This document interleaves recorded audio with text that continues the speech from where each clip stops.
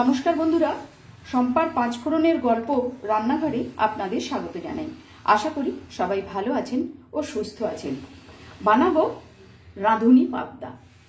আমি এখানে দুটো পাবদা মাছ নিয়েছি আর নিয়েছি 1 চামচ রাঁধুনি, দুটো কাঁচা লঙ্কা, হাফ ইঞ্চি আদার টুকরো।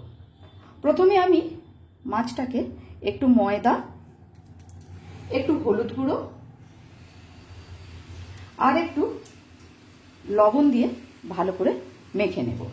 এদিকে যে রাঁধুনি রেখেছিলাম সেই রাঁধুনির মধ্যে দিয়ে দিচ্ছি 1 চামচ ধনে গুঁড়ো। এবারে আমি একটা কাঁচা লঙ্কা আর আদার টুকরো দিয়ে এই রাঁধুনি আর ধনে গুঁড়োটাকে শিলে বেটে নেব। মাছের উপরে সামান্য একটুখানি সর্ষের তেল দিয়ে দিলাম। এবারে ভালো করে মাছটাকে আমি মেখে নেব। খুব ভালো করে কড়াই গরম করে নিয়েছি। কড়াইয়ের মধ্যে খুব সামান্য পরিমাণ একটু রাঁধুনি আমি রোস্ট করে নেব। এবার এটাকে আমি নামিয়ে নিচ্ছি। দিয়ে দিচ্ছি সর্ষের তেল।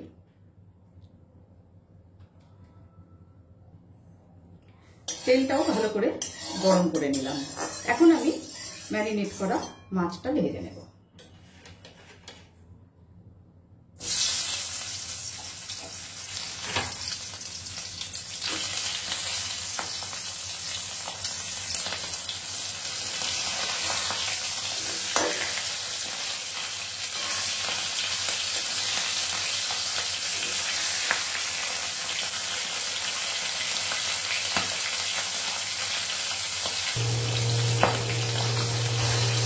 মাছ ভাজার ওই তেলের মধ্যে দিয়ে দিচ্ছি হাফ চামচ মতন কালো জিরে আর দেব দুটো চিরা কাঁচা লঙ্কা।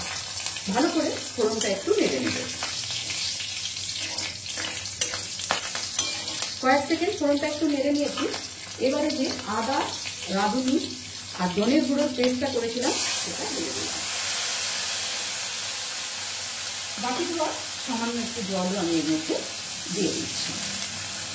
দিয়ে দেব পরিমাণ মতন লবণ।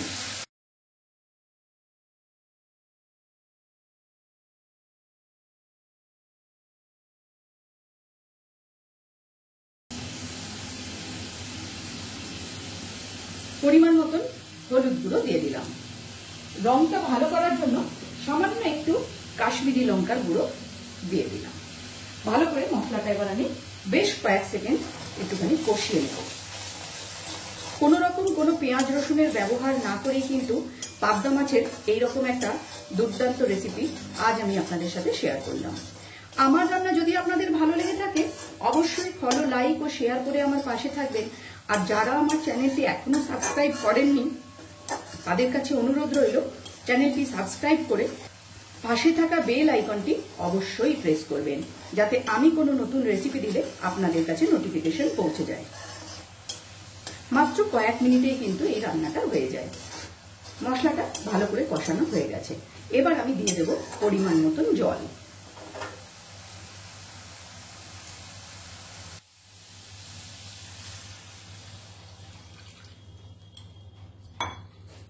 ভালো করে একটু মশলার সাথে জলটাকে মিশিয়ে নেব। গ্যাসের ফ্লেমটাকে এ সময় আমি একটু মিডিয়ামে রাখছি। ফুটে ওঠা পর্যন্ত অপেক্ষা করব।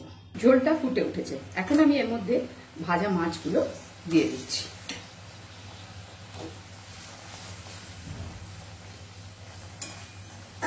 গ্যাসের ফ্লেমটা একদম লোতে করে প্রায় 2 মিনিটের মতন একটু আমি ফুটিয়ে নেব। ফিরে এলাম 2 মিনিট পর। ঝোলটাও কিন্তু অনেকটা কমে এসেছে আর পাবদা মাছ এমনিতেই নরম মাছ, সেদ্ধ হয়ে গেছে। ওপর থেকে আমি ছড়িয়ে দেব ভাজা রাঁধুনির গুঁড়ো।